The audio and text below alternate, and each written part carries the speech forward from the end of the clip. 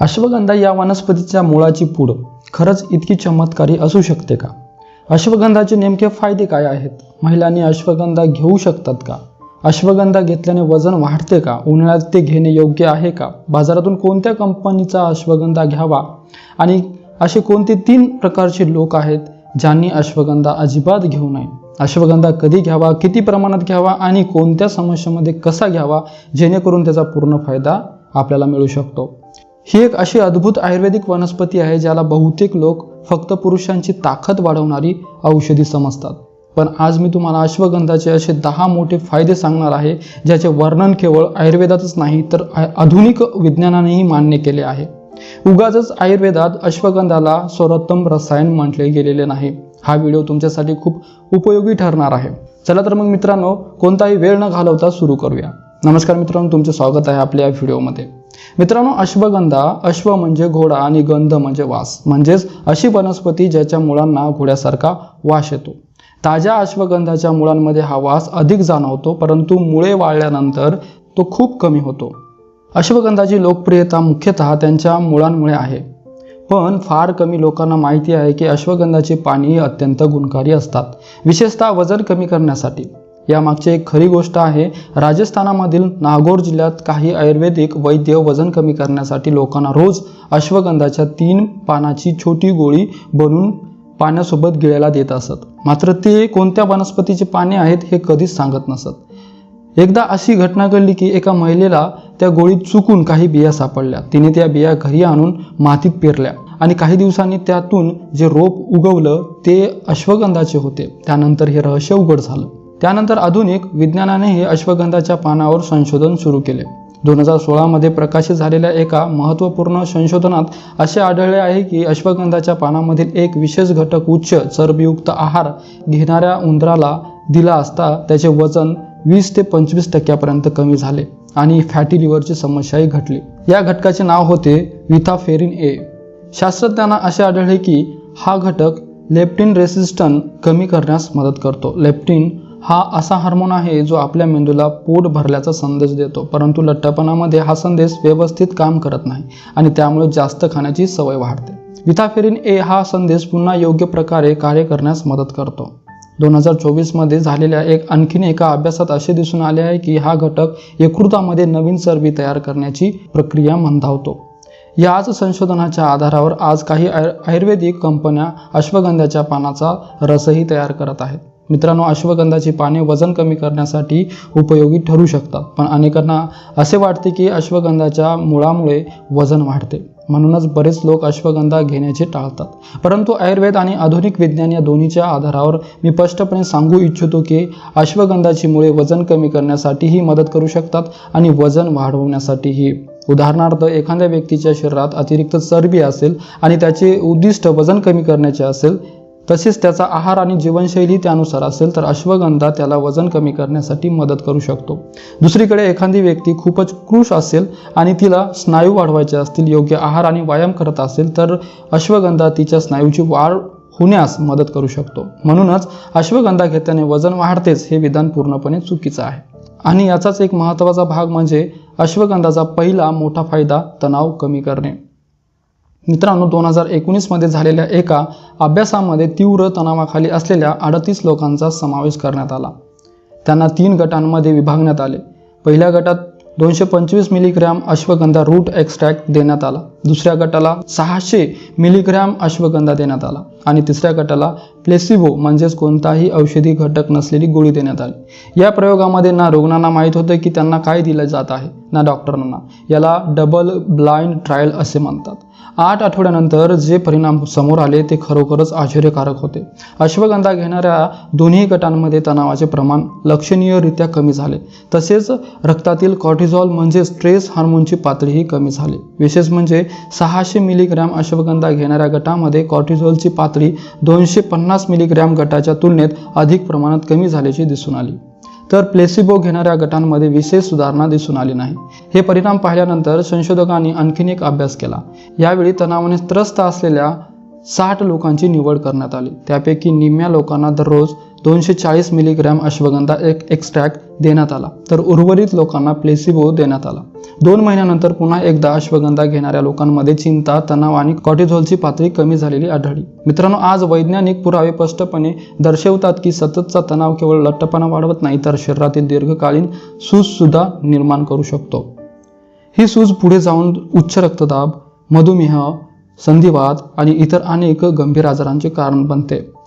अश्वगंधा तणाव कमी करण्यास मदत करत असल्यामुळे शरीरात ही सूजही कमी होण्यास मदत होते आणि शरीराला स्वतःला बरे करण्याची संधी मिळते. अश्वगंधाचा दुसरा मोठा फायदा म्हणजे तो नैसर्गिकरित्या टेस्टोस्टेरॉन हार्मोनला समर्थन देऊ शकतो. आयुर्वेदामध्ये अश्वगंधाला वाजीकरण म्हटले गेले आहे, म्हणजे अशी औषधी जी शरीराची प्रजनन क्षमता आणि शक्ती वाढवण्यास मदत करते. हे फक्त आयुर्वेदिक वर्णन नाही तर आधुनिक संशोधनानेही याची पुष्टी केली आहे. एका अभ्यासात 40 ते 70 वयोगटातील पुरुषांना 2 महिने अश्वगंधा देण्यात आला. त्यानंतर त्यांच्या टेस्टोस्टेरॉनच्या पातळीत सुमारे 15% वाढ झालेली दिसून आली. यानंतर संशोधकांनी पुरुषांच्या प्रजनन क्षमतेवरही त्याचा परिणाम तपासला.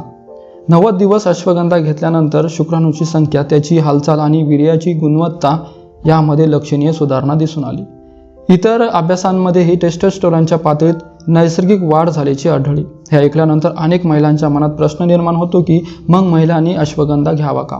याचे उत्तर आहे नक्कीच घ्यावा. अश्वगंधा केवळ पुरुषांसाठी नाही, तो एक ॲडॅप्टोजेनिक औषधी वनस्पती आहे, म्हणजे शरीराच्या गरजेनुसार कार्य करणारी वनस्पती. अनेक अभ्यासामध्ये असे आढळले आहे की अश्वगंधा महिलांमध्ये हार्मोन संतुलन राखण्यास मदत करू शकतो. काही महिलांमध्ये ऊर्जा, मानसिक स्वास्थ्य आणि प्रजनन आरोग्य सुधारण्यातही त्याची मदत झाल्याचे दिसून आले आहे. म्हणून पुरुष असो किंवा महिला योग्य प्रमाणात अश्वगंधा दोघेही घेऊ शकतात. मित्रांनो, अश्वगंधाचा तिसरा मोठा फायदा म्हणजे शरीराची ताकद आणि स्नायूची वाढ. आयुर्वेदात अश्वगंधाला बल्य, पुष्टीकारक आणि रसायन असे म्हटले आहे, म्हणजे शरीराला बळ देणारी, शरीरातील ऊतींना पोषण देणारी आणि वृद्धत्वाची गती कमी करणारी औषधी. 2015 मध्ये झालेल्या एका प्रसिद्ध अभ्यासामध्ये व्यायाम करणाऱ्या तरुणांना 2 गटामध्ये विभागण्यात आले. एका गटाला दिवसातून 2 वेळा 300 मिलीग्रॅम अश्वगंधा रूट एक्स्ट्रॅक्ट देण्यात आला तर दुसऱ्या गटाला प्लेसिबो देण्यात आला. दोन्ही गटांनी सारखाच व्यायाम केला. 8 आठवड्यानंतर असे दिसून आले की अश्वगंधा घेणाऱ्या गटांमध्ये स्नायूची ताकद अधिक वाढली, स्नायूंचा आकार जास्त वाढला, शरीरातील चरबी कमी झाली आणि व्यायामानंतर शरीर रिकव्हर लवकर झाले. याचा अर्थ असा की अश्वगंधा स्नायूची दुरुस्ती आणि पुनर्बांधणी वेगाने होण्यास मदत करू शकतो. म्हणूनच आज अनेक खेळाडू, बॉडी बिल्डर्स आणि फिटनेस प्रेमी अश्वगंधाचा त्याच्या दिनचर्येत समावेश करत आहेत. म्हणूनच अश्वगंधा फक्त घोड्यासारखा वास असलेली वनस्पती नाही तर ती शरीरात घोड्यासारखी ताकद निर्माण करण्यासही मदत करते. मित्रांनो, जर तुम्हाला सतत थकवा जाणवत असेल, शरीरात ऊर्जा नसल्यासारखे वाटत असेल, काम करण्याची इच्छा होत नसेल किंवा दिवसभर आळस जाणवत असेल तर काही दिवस नियमितपणे अश्वगंधा घेऊन पहा. अनेक संशोधनामध्ये असे आढळले आहे की अश्वगंधा शरीराची सहनशक्ती आणि कार्यक्षमता वाढवण्यास मदत करू शकतो. यामागचे एक महत्त्वाचे कारण म्हणजे VO2 मॅक्स. आता VO2 मॅक्स म्हणजे काय? सोप्या भाषेत सांगायचे झाले तर व्यायाम किंवा शारीरिक श्रम करताना तुमचे शरीर ऑक्सिजनचा किती प्रभावीपणे वापर करू शकते याचे मोजमाप म्हणजेच VO2 मॅक्स. VO2 मॅक्स जितका चांगला तितकी शरीराची कार्यक्षमता, स्टॅमिना आणि ऊर्जा जास्त. अश्वगंधा शरीराला ऑक्सिजनचा वापर अधिक चांगल्या प्रकारे करण्यास मदत करू शकतो. त्यामुळे रोजच्या जीवनातही अधिक उत्साह, ऊर्जा आणि सहनशक्ती अनुभवता येते. काही संशोधनामध्ये असेही दिसून आले आहे की यामुळे हृदय आणि फुफ्फुसांच्या कार्यक्षमतेलाही मदत मिळू शकते. अश्वगंधाचा आणखीन एक आश्चर्यकारक फायदा म्हणजे त्वचेसाठी होणारे फायदे. खूप कमी लोकांना माहिती आहे की अश्वगंधा त्वचेच्या आरोग्यासाठी देखील उपयुक्त ठरू शकतो. यामागचे 4 महत्त्वाचे कारणे आहेत. पहिलं कारण म्हणजे आयुर्वेदानुसार अश्वगंधा रक्तशोधक गुणधर्म असलेली वनस्पती मानली जाते, म्हणजेच ती रक्ताच्या गुणवत्तेला समर्थन देते. दुसरं कारण म्हणजे त्याचे 10 शामक गुणधर्म. शरीरात सूज किंवा इन्फ्लेमेशन वाढल्यास त्वचेवर विविध समस्या निर्माण होऊ शकतात. अश्वगंधा अशा परिस्थितीत शरीराला मदत करू शकतो. तिसरे कारण म्हणजे तणाव कमी करणे. आपण आधीच पाहिले आहे की अश्वगंधा कॉर्टिझॉल आणि तणाव कमी करण्यास मदत करतो. तणाव कमी झाल्यास चेहऱ्यावरील थकवा, डार्क सर्कल आणि अकाली वृद्धत्वाची लक्षणेही कमी होण्यास मदत होऊ शकते. चौथे कारण म्हणजे आयुर्वेदातील धातू पोषक गुण. आयुर्वेदानुसार जेव्हा शरीरातील धातू मजबूत आणि संतुलित असतात तेव्हा त्याचा सकारात्मक परिणाम त्वचेवरही दिसून येतो. त्यामुळे त्वचेचा नैसर्गिक तेज आणि चमक टिकून राहण्यास मदत होऊ शकते. मित्रांनो, अश्वगंधाचा आणखीन एक महत्त्वाचा फायदा म्हणजे सांधे आणि स्नायूच्या वेदनांमध्ये मदत. आयुर्वेदानुसार शरीरातील बहुतेक वेदना वातदोषांच्या असंतुलनाशी संबंधित असतात आणि अश्वगंधा वातशामक मानला जातो, म्हणजेच तो वातदोष संतुलित करण्यास मदत करतो. आधुनिक संशोधनामध्येही काही लोकांमध्ये सांधेदुखी, सूज आणि कडकपणा कमी होण्यास मदत झाल्याचे दिसून आले आहे. याशिवाय अश्वगंधामध्ये असे काही सक्रिय घटक आहेत जे शरीरातील सूज कमी करण्याशी संबंधित प्रक्रियेवर प्रभाव टाकू शकतात. यामुळे संधिवात, स्नायू दुखणे किंवा सांधेदुखी असलेल्या काही लोकांना याचा फायदा होऊ शकतो. मित्रांनो, अश्वगंधा फक्त शरीरासाठीच नाही तर मेंदूसाठी देखील एक महत्त्वाची आयुर्वेदिक वनस्पती मानली जाते. जर स्मरणशक्ती कमी होत असेल, एकाग्रता राहत नसेल, वारंवार गोष्टी विसरत असाल किंवा अभ्यास व कामामध्ये लक्ष केंद्रित होत नसेल तर अश्वगंधा मदत करू शकतो. एका अभ्यासामध्ये स्मरणशक्ती कमी होत असलेल्या लोकांना 8 आठवडे अश्वगंधा देण्यात आला. अभ्यासानंतर त्यांच्या स्मरणशक्तीमध्ये, एकाग्रतामध्ये आणि माहिती प्रक्रिया करण्याच्या क्षमतेमध्ये सुधारणा दिसून आली. संशोधनाच्या मते अश्वगंधामध्ये असलेले काही घटक मेंदूतील पेशींना ऑक्सिडेटिव्ह स्ट्रेसपासून रक्षण देण्यास मदत करतात. म्हणूनच आज अश्वगंधा हा मेंदूच्या आरोग्यासाठी सर्वाधिक चर्चेत असलेल्या आयुर्वेदिक वनस्पतीपैकी एक मानला जातो. मित्रांनो, जेव्हा मन शांत होते, तणाव कमी होतो आणि विचारांची गर्दी कमी होते तेव्हा त्याचा सर्वात मोठा फायदा होतो आपल्या झोपेवर. अश्वगंधाचे शास्त्रीय नाव आहे विथामिया सोमनिफेरा. यातील सोमनिफेरा या शब्दाचा अर्थच आहे झोप आणणारी. झोप न लागण्याच्या समस्येने त्रस्त असलेल्या लोकांवर झालेल्या अनेक अभ्यासांमध्ये असे आढळून आले आहे की नियमितपणे काही आठवडे अश्वगंधा घेतल्याने झोपेची गुणवत्ता सुधारू शकते. पण मित्रांनो, अश्वगंधा झोपेच्या गोळ्यासारखे काम करत नाही. झोपेच्या गोळ्या मेंदूला दाबून कृत्रिम झोप आणतात. त्यामुळे दुसऱ्या दिवशी डोके जड वाटू शकते किंवा त्याची सवय लागू शकते. परंतु अश्वगंधा झोप न येण्यामागील मूळ कारणांवर काम करतो. विशेषतः तणाव आणि वाढलेली कॉर्टिझॉल कमी करण्यास मदत करतो. त्यामुळे शरीर नैसर्गिकरित्या शांत होऊन चांगली झोप घेण्यास सक्षम होते. आजच्या धावपळीच्या आणि तणावपूर्ण जीवनशैलीमध्ये हा एक मोठा फायदा मानला जातो. मित्रांनो, अश्वगंधाचा आणखीन एक महत्त्वाचा फायदा म्हणजे रक्तातील साखरेचे प्रमाण नियंत्रित ठेवण्यास मदत करते.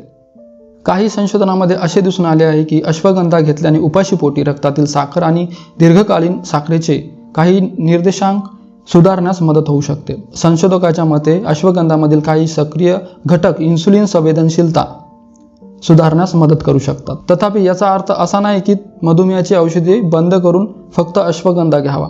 मधुमेह असलेल्या लोकांनी डॉक्टरांच्या सल्ल्यानेच त्याचा वापर करावा. आता सर्वात महत्त्वाचा प्रश्न, अश्वगंधा कधी घ्यावा, किती प्रमाणात घ्यावा आणि कसा घ्यावा. सर्वप्रथम कोणता अश्वगंधा घ्यावा याबद्दल बोलूया. विशेषतः बाजारात अश्वगंधा 2 प्रकारचे उपलब्ध आहेत. पहिला म्हणजे अश्वगंधा चूर्ण आणि दुसरा म्हणजे कॅप्सूल किंवा गोळ्यांच्या स्वरूपात. शक्य असल्यास चांगल्या प्रतीची अश्वगंधाची मुळे आणून त्याची ताजी पूड तयार करणे अधिक चांगले मानले जाते. पण जर ते शक्य नसेल तर चांगल्या दर्जाच्या कॅप्सूल किंवा टॅबलेट प्रकारही वापरू शकता. आता सेवन करण्याच्या वेळेबद्दल बोलूया.